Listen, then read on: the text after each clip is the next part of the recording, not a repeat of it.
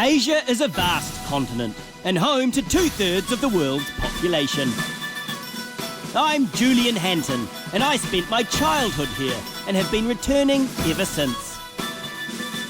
Becoming at one with the locals, I am on an exploration of the past, the present and the future of the new Asia on the rise. These are Asian Times.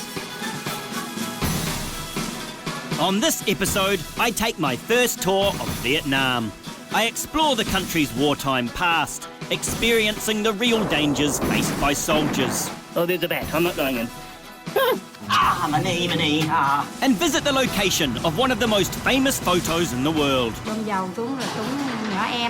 I risk my life on the back of a scooter. Wow, that is brilliant. Oh my God. And use my experience to express myself in the art of water puppetry before exploring the natural wonder, Halong Bay. I begin my trip in Ho Chi Minh City, still known around the world by its former name, Saigon.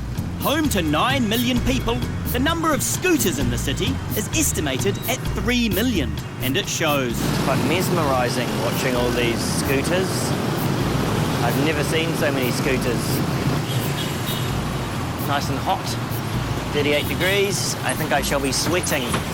I shall be sweating here in Vietnam. All I really know about it was the war. I had arrived in Ho Chi Minh City on Reunification Day, a national holiday marking April 30th, 1975, and the fall of Saigon, or as it's known to the victors, the Liberation of Saigon. At 11:30 a.m. that day, North Vietnamese tanks drove through the gates of the Independence Palace, the seat of South Vietnamese government. With the last US troops having left the country 2 years earlier, the North Vietnamese didn't meet much resistance, and later that afternoon, the South Vietnamese government was declared dissolved at all levels. The communist revolutionary leader, Ho Chi Minh, died in 1969 and never got to see out his dream of a Vietnamese reunification. Like Russia's Lenin, the communists built a personality cult around him that continues to this day. On the 2nd of July 1976, Vietnam was officially unified as a Socialist Republic of Vietnam and has been a single-party state ever since. Almost 40 years on, and with the war well in the past, Saigon still offers what it always has, an opportunity for rest and relaxation. Pho soup is a northern delicacy, but is now famous the country over. In the south, it's a breakfast must. Pork, liver or kidney. And that's it. That's all they sell. Not being the biggest liver or kidney fan, I went with the safest bet, pork. Thank you. Oh, wow. That looks like it's got a bit of liver in as well. And it actually does look authentic, that's for sure. God, it stinks.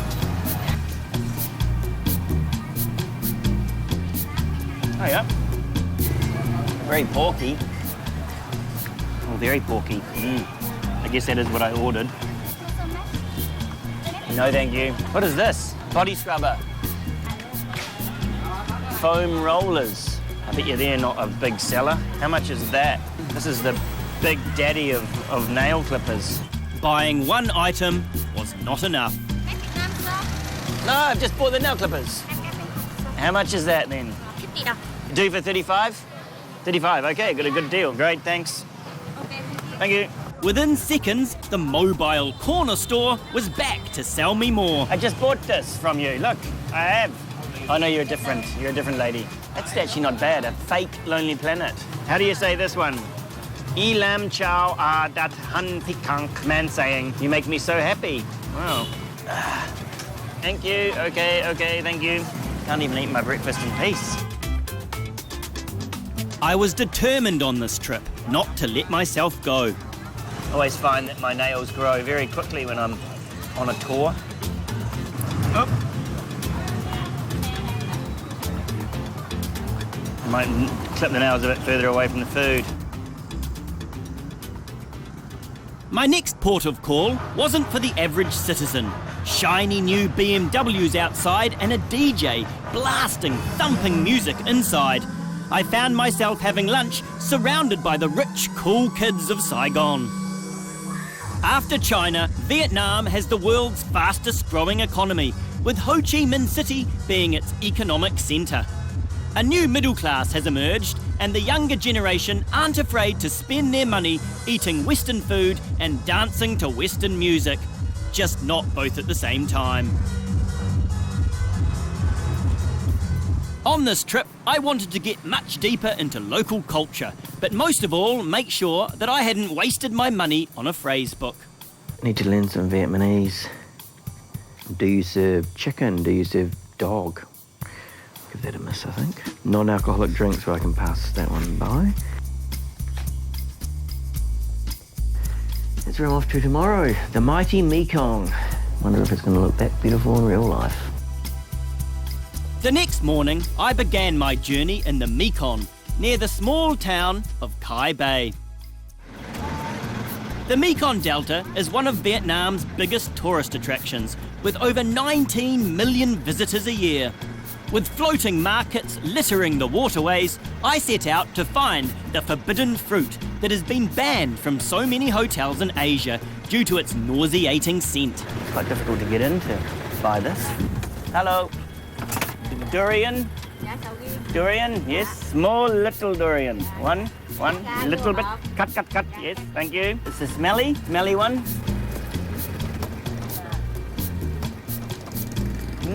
Smells good. Which bit do I eat? This bit? Oh. Doesn't smell like vomit. I don't know what anyone's going on about. Oh, coconut, okay. How much is that one? 100,000. You can keep the change. Thank you very much, thank you. Delicious durian. Yum. Sort of starting to smell a bit like vomit now. Might get rid of that bit. Now if I wipe that on my jeans, is that going to stink like vomit? Oh, well, here goes. Oh, it does smell a bit like vomit. I used to feel sorry for it. It was like a persecuted fruit. But I'm fine with it. Need some of this coconut to wash it down with. All along the Mekong tributaries, tourists can visit workshops showcasing local food production methods. The handmade coconut candies looked extremely enticing, but of course I missed out on that and was dragged over to a nightmarish bottle of rice wine, which contains 7 examples of things I didn't want to go near. It is the snakes, 7 kinds of snakes. 7 sorts of snakes, Yeah, it's yum. good for men. What does it do? We're going to try some. Are we? Oh, maybe not the snake first. Yeah, we try the snake. Oh, you do try the snake first, do we? Oh, great. Poison is gone? No, poison is still inside, but it's mixed in the rice wine. Oh, so that's Make it fine good then. flavor and become medicine. How is it? Look at your Horrible. face. Yeah. Oh, yeah, it's disgusting, isn't it? Yeah. You don't even like it. I headed back to the confectionery section to find something my taste buds would actually enjoy. With no signs of 7 snake flavouring, the puffed rice was a little reminder that not every food and beverage is weird in Vietnam. Like a rice bubble. Taking a relaxed rowboat ride through the lush backwaters of the Mekong, the combination of heat and snake wine started to make me paranoid. Alligators in here? Alligators? Snakes? Snakes? Oh, piranhas? Piranha? Hopefully not.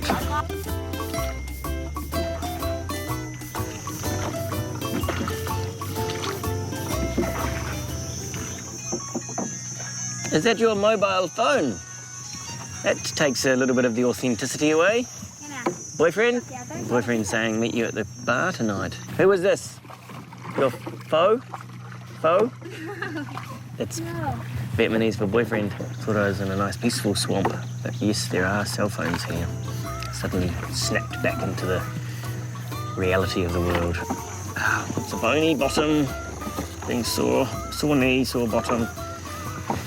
Sore sweat glands, overactive sweat glands. While I found the heat brutal, my companions seemed to think otherwise. She's wearing about 4 layers of clothing. Got gloves on. It's free. It's like her winter. You need a motor. Come on, come on. Yeah, it means thank you, but also in my language it means hurry up, come on. Let's get going. Come on. Back to the boat, come on. 17 million people live in the Mekong Delta region, and back on the main boat, it was enchanting to watch a sprinkling of these locals going about their daily life as we drifted by. Sing Tao. I am Julian. Hello, good to meet you. I'd organised to have lunch with a family who operated a pig farm.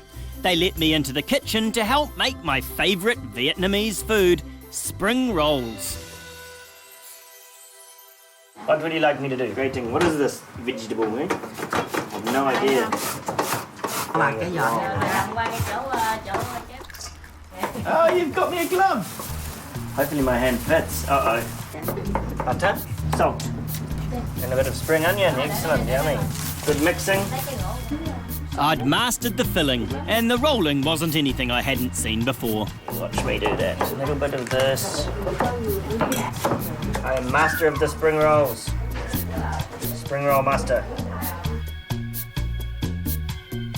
Lots of oil. I'm slowly getting pushed back towards the door to make room for the 7-woman cooking. I can see my spring rolls being cooked. I just feel like an inspector. Right, try my handiwork. Hot. Very delicious. Wow, it's amazing. Excellent presentation. Spring roll? Cooked correctly? Yes, well, yes, well made. Before coming to Vietnam, I'd heard that the Vietnamese could sometimes be a little rude and abrupt with foreigners. But so far, this had been anything but the case.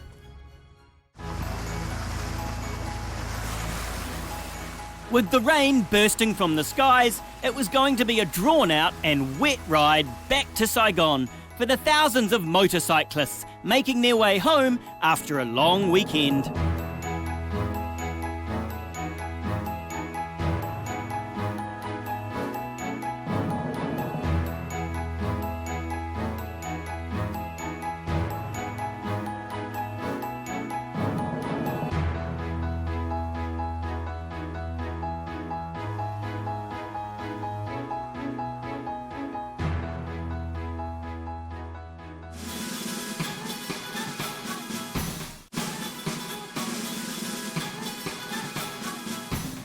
With the rain clearing, I checked into my new accommodation. The Grand Hotel Saigon was originally built in the 1930s during the French colonial period and still maintains some of that charm. In the 1990s, it expanded skywards to take in views of the Saigon River. I preferred the name Saigon to Ho Chi Minh City. Saigon's far cooler. While I'd decided what city name I preferred, I was having a little more difficulty with pronunciation. Vietnamese? Vietnamese. Vietnamese. In my first few days in Vietnam, I had seen enough scooters to last a lifetime. I wasn't going to leave Saigon without jumping on one, but there was no way I was going to be in the driving position. Vietnam Vespa tours were my safest option to escort me into the frenzied nightlife of Ho Chi Minh City. What a fast-paced city, really. Everyone zipping around on these bikes. I could not drive in this. People just come at you from all directions. It's craziness. I did learn that 40 people a day die on the roads here. Wow, that is brilliant. Oh my God. Ah! Risking my life on these little Vespas. Woohoo! The tour ended at a local seafood restaurant, and my guide wanted to make sure that I tried some authentic Vietnamese cuisine. Try all of the seafood and Vietnamese cooking flavor, but no Western flavor here. All No real Western Vietnam. flavour, All okay. real Vietnam. What is that thing? It looks horrible. That's it, frog. Is that popular with Western people? French? No, Western. Oh, French, they like it. Yeah, of course, French, okay, right? Yeah, true. What would you think I should have? Well, we have some crab legs, and that's Oh, yeah. a nice one. The crab legs were by far the most appetising option. Unlike the frog, I liked the fact that it was dead long before I had laid eyes on it.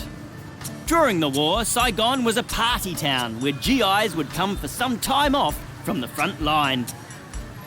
For better or for worse, war tourism has become big business in recent years, and the next day I was heading to its star attraction, the battlegrounds of Ho Chi, home to 175 kilometres of underground tunnels used by the Vietcong during the war.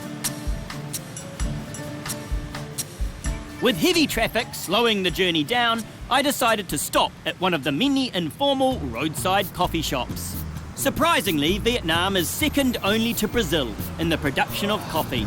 While not the best quality beans, the Vietnamese make up for it by brewing it strong. Not the most relaxing coffee shop. Major highway right there.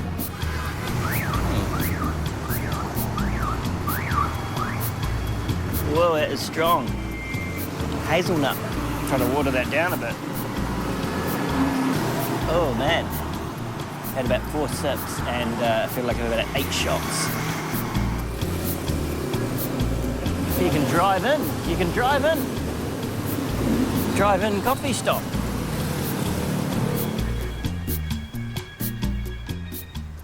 The tunnels were the temporary home for thousands of people.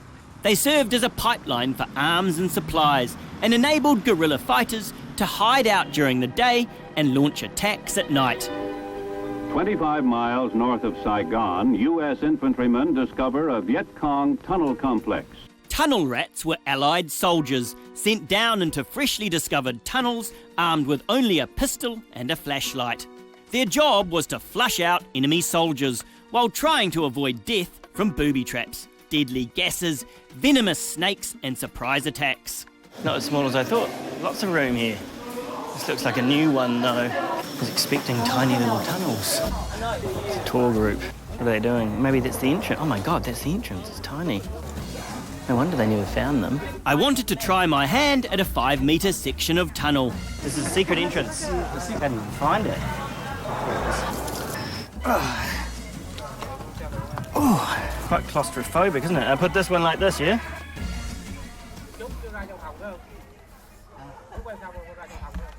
Oh, here I go. Oh my God. Oh my goodness, it's quite full on. I wouldn't want to be in here. Hope there's no rats in here. Oh, there's a bat. I'm not going in. A little bat. Oh, that's horrible. There's bats in there. It's blocking my way. On site, I met with a war veteran who had actually lived in the tunnels. Nhất là cái khó về cái thiếu không khí, thiếu ánh sáng. Việc đi lại nói chung giao tiếp với nhau đều rất khó khăn so với cái lúc bình thường. It was in Ho Chi that he came face to face with the Americans in battle.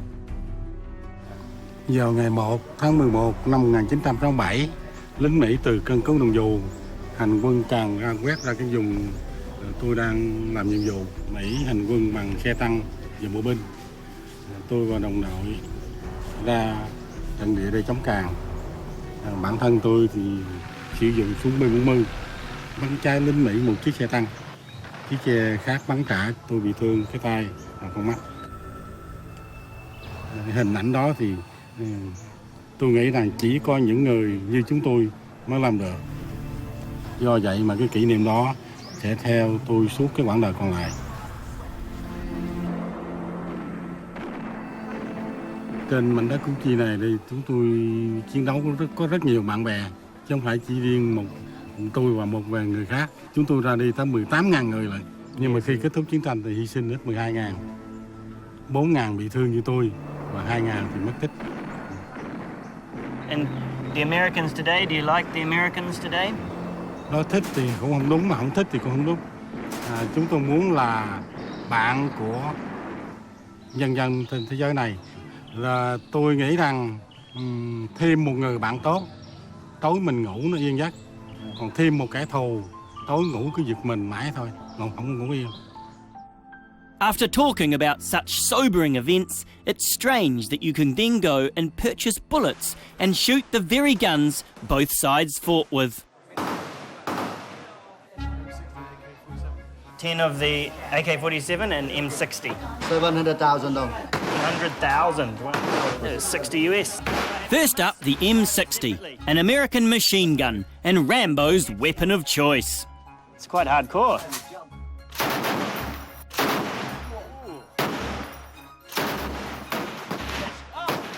Next, the classic Soviet-produced AK-47. Oh, it's backfired! That would have been a disaster in the war. Finished! Whew, shaking. Yeah. High on adrenaline and machismo, I was determined to make it through at least one tunnel. I can stand up in this one. No bats. No bats. Full of tourists. Hello. They coming so many. You can come out in front. Oh, afraid. Someone is coming back. Wouldn't have made it in the little tunnel, that's for sure. Sorry. Thank you. No problem. Makes it quite scary now. Maybe I'll have to go back. Very tight. Quite claustrophobic. It's quite ridiculous living in this for 6 days, and this is an enlarged one. Nearly got my hands and knees, really. This is horrible. Escape! I could have a panic attack. No wonder that woman had one. Ah, my knee. Ah, my knee. My knee. Ow, really has. I would have lasted about 35 seconds in the war. Oh, ow. Oh, there we go. Sore knee. Oh. That knee is really, really sore. What's this place? The health bunker. Hopefully it's a real one. Health bunker. Oh, there's another tunnel. I'm gonna give that a miss, I think. I soldiered on to the town of Trang Bang, site of an infamous airstrike by the US-trained and supplied South Vietnamese Air Force in 1972. The image of a 9-year-old girl named Kim Phu running naked and burnt by napalm came to be one of the most famous photos of the 20th century. The wife of Kim's brother, Tam, who was also immortalised in the photo, now runs the family cafe just down the road from where the events took place. Phải làm khi mà chạy giặc thì chạy xuống phía đường về thành phố, phía đường về Củ Chi. Thì máy bay lên bỏ bom thấy đám nít thì mấy ông tưởng đâu là Vietcong, mấy ông lính Mỹ máy bay thả bom xuống, bom dầu xuống rồi trúng nhỏ em. Đó là kể vậy rồi chồng tôi mới lại đồ quần áo của Kim Phúc cởi dục hết, chứ nếu không cởi đồ này thì Kim Phúc nó bị cháy hết. Today, the road where it happened shows no scars from the past. Ở đây, cái tay đây, nặng lắm, giặt hết cái lưng đây dính cái này. Chồng tôi cũng bị con mắt này, chồng bị mắt phải. Tại vì khi mà cởi đồ của Kim Phúc nó bị cái hơi bớt lên á, thì ông bị mắt phải mà tới nó chảy nước mắt sống hoài, đi bệnh viện cũng không hết cho tới ngày ảnh chết thôi. Bên mắt không. Có, bây giờ hiện tại gia đình thì rất là tha thứ về cái hoàn cảnh chiến tranh, nên thành ra gia đình mình rất là tha thứ. Cũng đâu có ai muốn như vậy thôi, thì không ai gia đình mình nó bị nạn vậy thôi, giờ Kim Phúc cũng sống sót được. Cũng mừng rồi, không sao. Rồi Kim Phúc giờ hiện tại giờ này Kim Phúc thì rất muốn sao mà đất nước hết, bao nhiêu đất nước thế giới phải hòa bình hết, đừng để cho em bé như Kim Phúc bị như Kim Phúc nữa. Kim Phúc giờ nó mong muốn như vậy. Kim spent years recovering from her injuries. She now lives in Canada.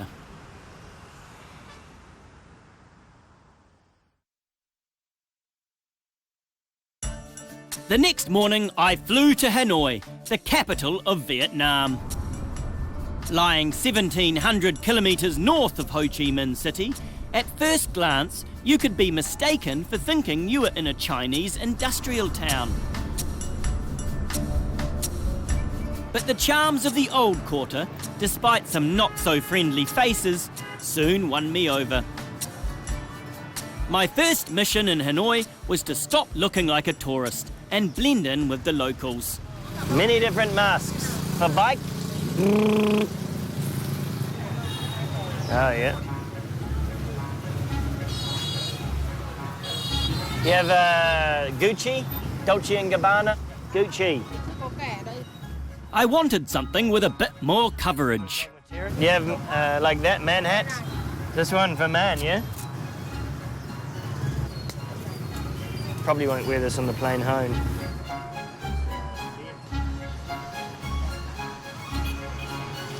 Hello. And makes me look like a local.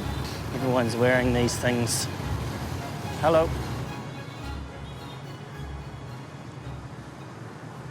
A 3-storey building in the unassuming back streets of Hanoi is home to artisan Mr. Liam. His grandfather and father had made water puppetry a family tradition. The ancient Vietnamese art dates back to the 11th century, with skits revolving around Vietnamese folklore and day-to-day living. Usually the shows are put on in a large commercial theatre, but doing it from home, Liam does everything on a much smaller scale. The show wasn't quite as traditional as I'd expected. Whoa, spraying water everywhere. Oh my goodness. That's quite accurate. People do ride quite dangerously. Having no idea what was happening, I was just left to enjoy the 30-minute spectacle.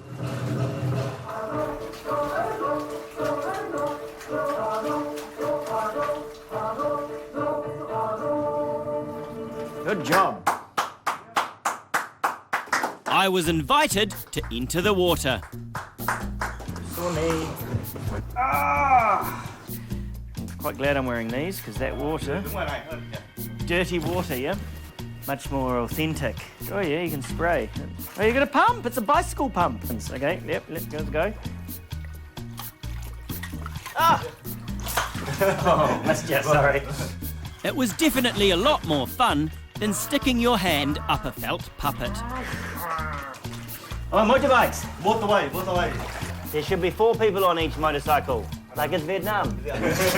As a couple of artists collaborating, language was no longer a barrier, and we came up with a sad story about an ox being hit by a scooter.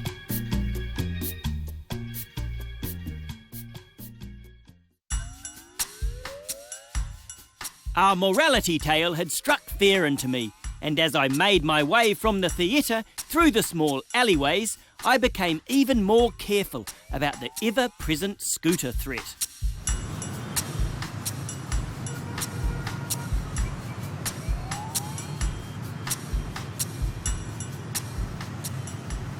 The mesmerising scooter ballet continued into the night. The old town of Hanoi has a real community feeling, where the well-off and not so well-off live side by side. While some are just observing life, amongst the chaos others go about their jobs and household chores. With a third of the city's homes lacking proper household amenities, a lot of life takes place out on the streets. My senses were a little overwhelmed by Hanoi's 24/7 buzz, so I decided to retreat to my room at the Church Boutique Hotel. A beautifully designed building with hints of Hanoi's prevalent French past. To give myself a little mental break, I retreated to my quiet place. Funny dog videos on the internet.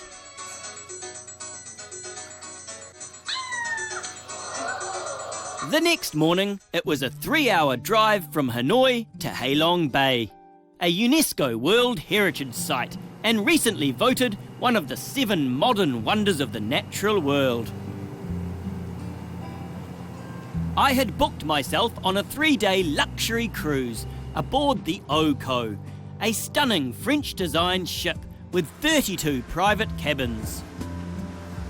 Set on the Gulf of Tonkin, Halong Bay is a majestic landscape of hundreds of huge limestone rocks formed over millions of years. Ho Chi Minh himself said, "It's the wonder you cannot impart to others." The coves around the bay are dotted with traditional floating fishing villages. I visited Kong Dam, a small fishing village with 120 residents. While overfishing has threatened the livelihoods of many of the people, tourism has stepped in to help some of the villages stay afloat.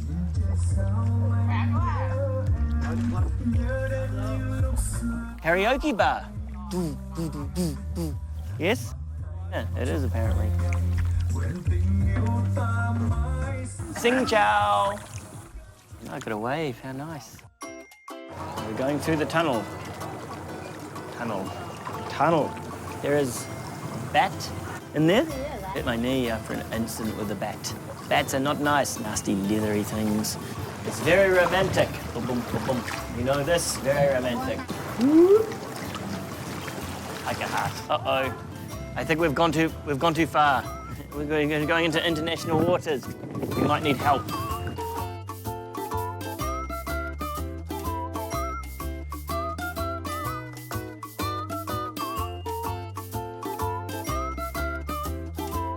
The good thing about being so far away from the mainland is that you can switch off from the pressures of everyday life and just relax. No service. Come on. Maybe I'll be able to get something. No, it doesn't seem to help.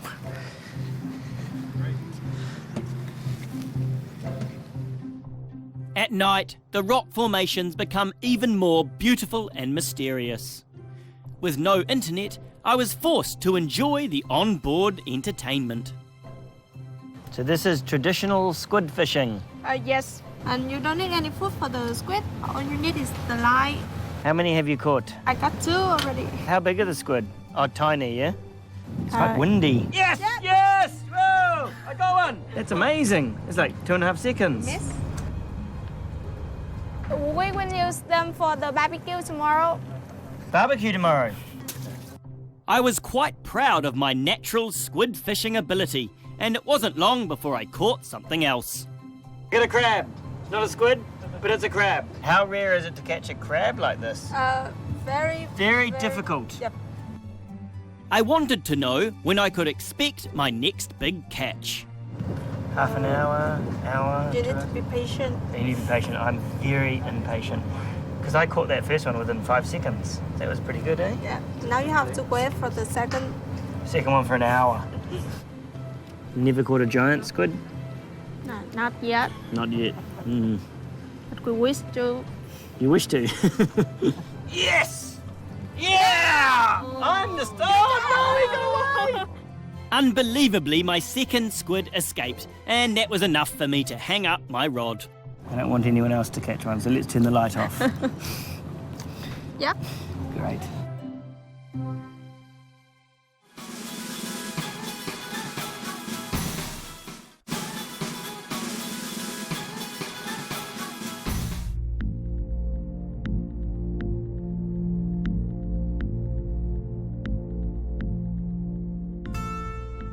With tales about my extraordinary fishing abilities spreading quickly on and off the boat, I was invited to join a local fishing family on their morning hunt. The 4 of us couldn't have looked more miserable about the work ahead. I hoped that the fishing would act as a team-building exercise and bring us some happiness. It all looked pretty straightforward. Surround a small bay with a long net and wait. I feel quite lazy. These guys are working hard. I would help, but my knee is sore. The next part of the fishing technique was a little more surprising. Oh, my ears! My ears! Instead of being quiet, we revved the motor banged the boat and splashed the water with a huge hook. Our rhythmic vibrations swinging the fish into panic mode and straight into our waiting net.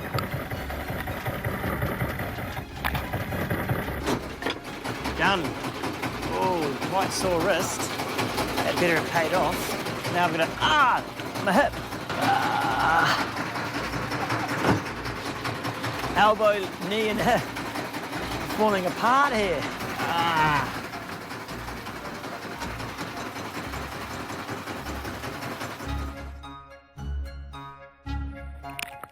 It's a good catch, if you ask me. I think it's quite a good catch. So there was a lot of work. 21 little fishes. It had been a rewarding day out, and we had worked hard as a team. But the results, to be completely honest, were a little disappointing. It was sad to think that this traditional way of life may not survive in this area for much longer.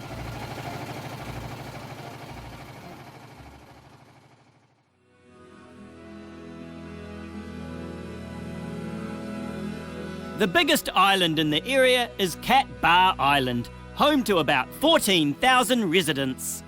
Vietnam is still an agricultural country, with 74% of its 91 million people living in rural areas. With the governing Communist Party vowing to speed up modernisation and turn Vietnam into an industrialised nation, you can see that there are many more changes ahead for the Vietnamese people. Back on the boat, I had much smaller concerns. Knee is very sore. Ow, ow, this one, ow, hurting. And the tunnels. Careful, careful. I can feel the pain.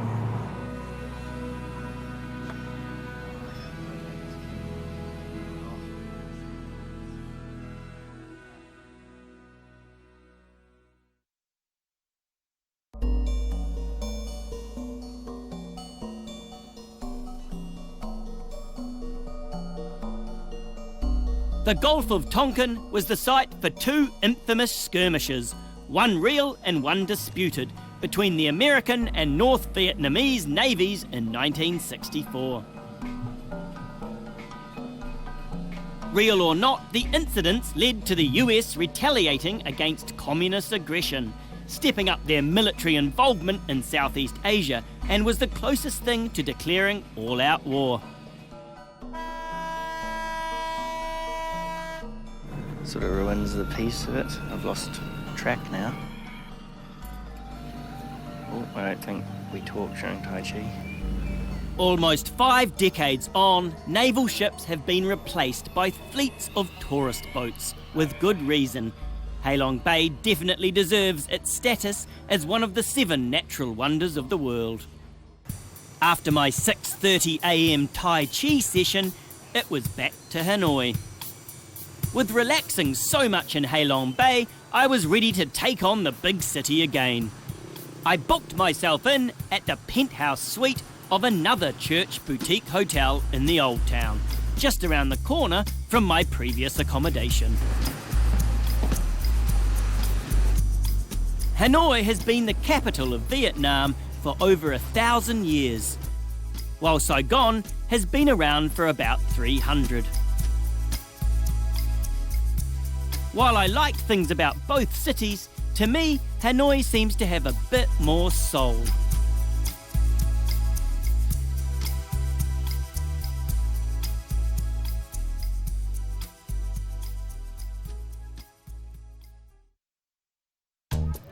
My time in Vietnam was almost over, but before being shipped out, I wanted to clean myself up. Throughout the city, there are hundreds of cheap outdoor barber stands. I think this is a haircut. Hello. You can cut my hair? Cut? Yes, very good. I've got a whole barber set up here. Just a little bit. Oh, sunglasses off, yep. I wonder if it's his dream to go to the salon. I'm not sure if I can get his haircut. Looking good, looking good. Busy road, yeah? Done my tour of duty in Nam when I look good when I go back home. My cat won't even recognise me. Oh, a bit of a dirty sponge wiping me down. Yeah, it's good. I wonder what's been on that sponge. Someone else's sweat. Yeah, thank you. It looks good. Good job. Thank you. How much is that? For, oh, what's this? I have nail clippers for that nail. Yeah, great. Thank you.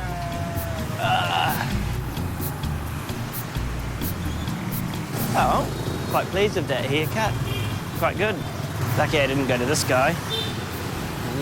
Oh, he's pulling out grey hairs. That's brilliant. He's grey hair pulling.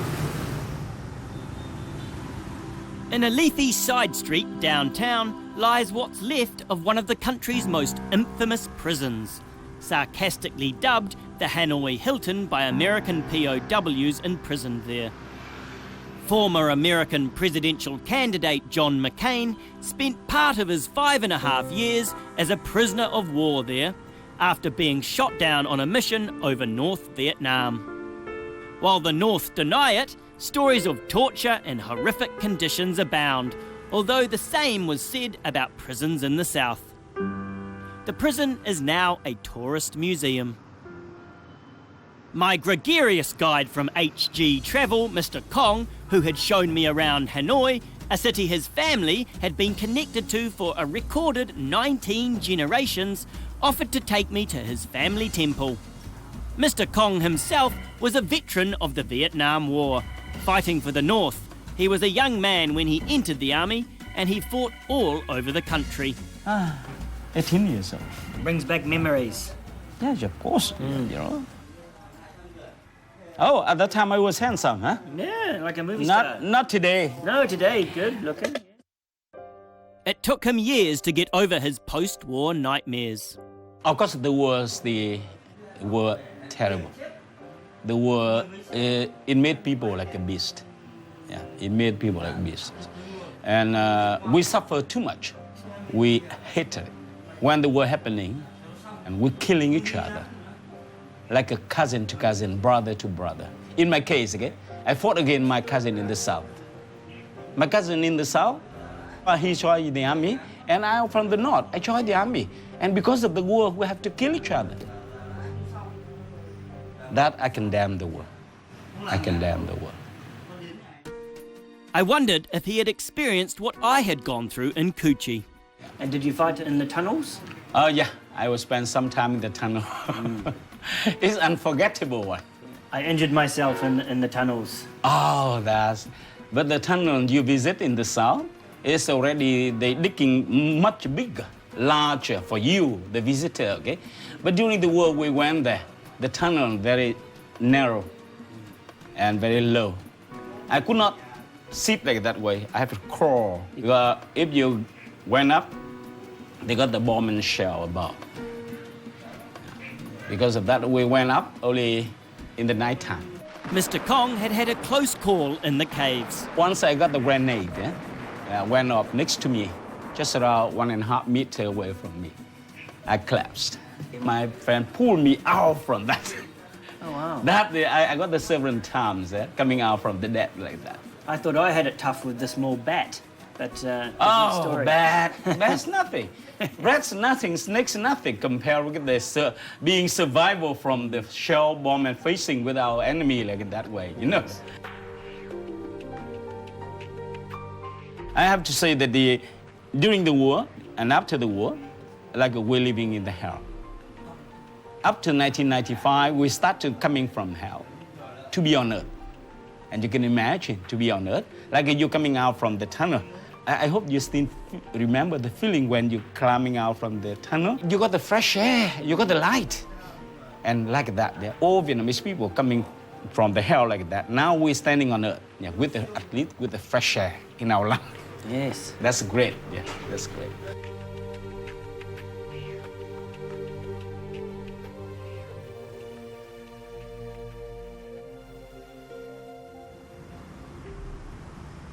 Whatever you make of the war, my time in Vietnam had taught me that there are always two sides to every story. This is encapsulated by the fact that we in the West call the war the Vietnam War, while the people in Vietnam refer to it as the American War. Vietnam had been completely different to what I had expected. Growing up on a diet of American war movies and TV shows, I expected an angry welcome by the people. The government has opened up to the world. Diplomatic ties with the US were reopened in the 1990s, and it seems the official party line is for everyone to be friends. I'd met people who had suffered through incredible circumstances, and it seems that this is the message that they truly believe. I had seen a now peaceful country on the brink of a major shift in its society. The past is the past, and everyone was looking to the future. As a tourist, there hasn't been a better time to visit Vietnam.